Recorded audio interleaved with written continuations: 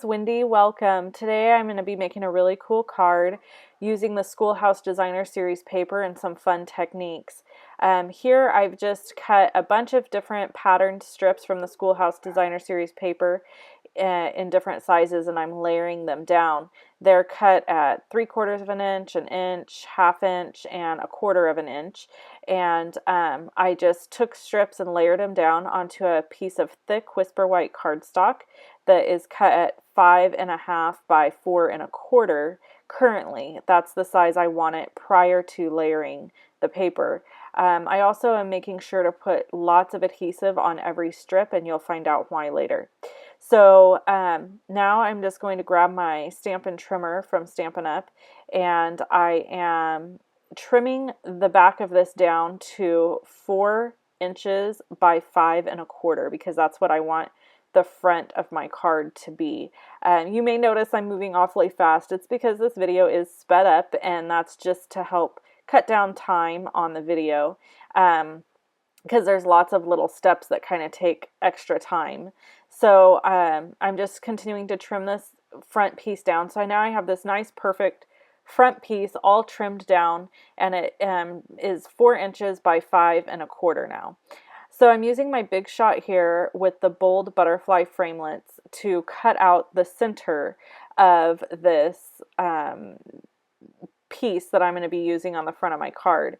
I am using the precision plate from Stampin' Up, and so if you're interested in the precision plate, it works awesome.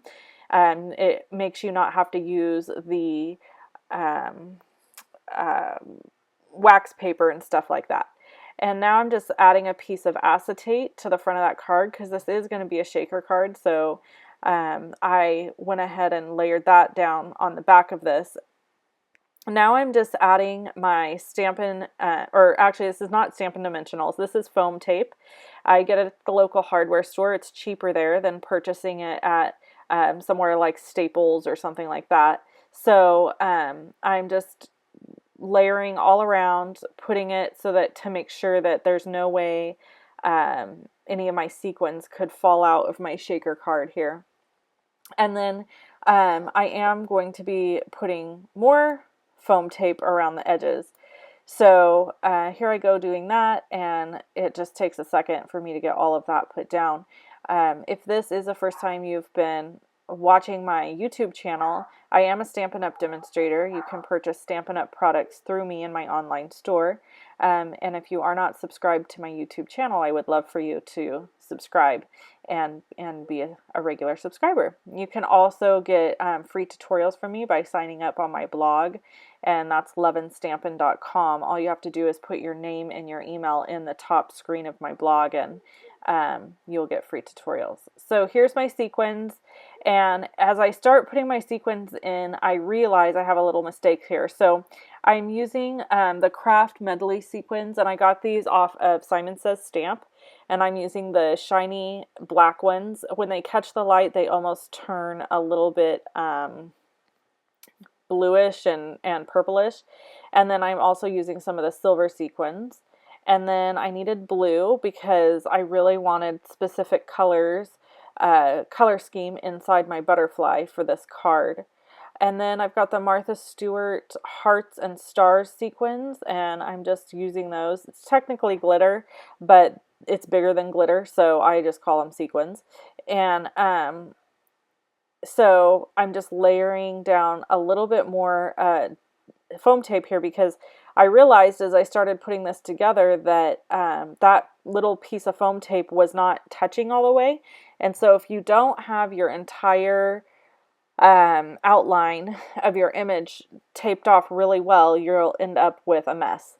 So I'm just putting a piece of very vanilla cardstock on the back, which was a mistake. Actually, I meant to use Whisper White, and it was just what I grabbed.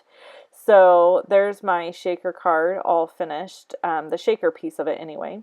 And then really what I wanted to show you with this video tutorial was the stacked die cut embellishment. This is one of my favorite things to do. I used the greetings die cuts. You can get those from Stampin' Up. And I'm using the fine tip glue pen. This is a little bit of a tedious task You cut 5 of whatever color you would like, and then you just start stacking them. And it makes this, it almost looks like chipboard embellishment.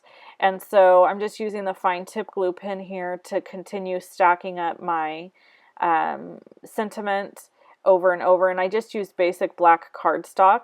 And so I've got 3 there, and I just kind of smash them down and make sure that they're adhered really well. And then I go on to the next one. And so the lesson I learned making this card the first time, because this is the second time I made this card, was to adhere your embellishment down before you add the crystal effects. So I'm going to be adding, you'll see that here in just a minute where I add the crystal effects. But this really is a simple way to make a really fun embellishment for your cards that stands up. In fact, my mom was just here and took one of them to send to her friend, and she just said, "Can I have one of these?" And I said, "Sure." So I gave it to her, and she took it and is going to mail it to her friend.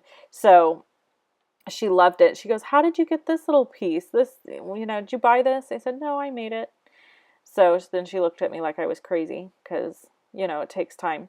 So I'm adding crystal effects here. Sorry about my head in the camera. It's very annoying. But, when you're making cards, it's really hard to not get right over the top of your card in a video. So after that sets up and dries, it will be all ready to go. It doesn't take an extremely long time to dry, but I would recommend really waiting till it's finished. So that is the finished card, and there's the first one. And so each time you make them, you're going to get something different. This is the little card I made using the thanks sentiment. I made it the same way. If you cut out the center of the bold butterflies, you get this cool piece and some fun things you can play with. So thanks for stopping by.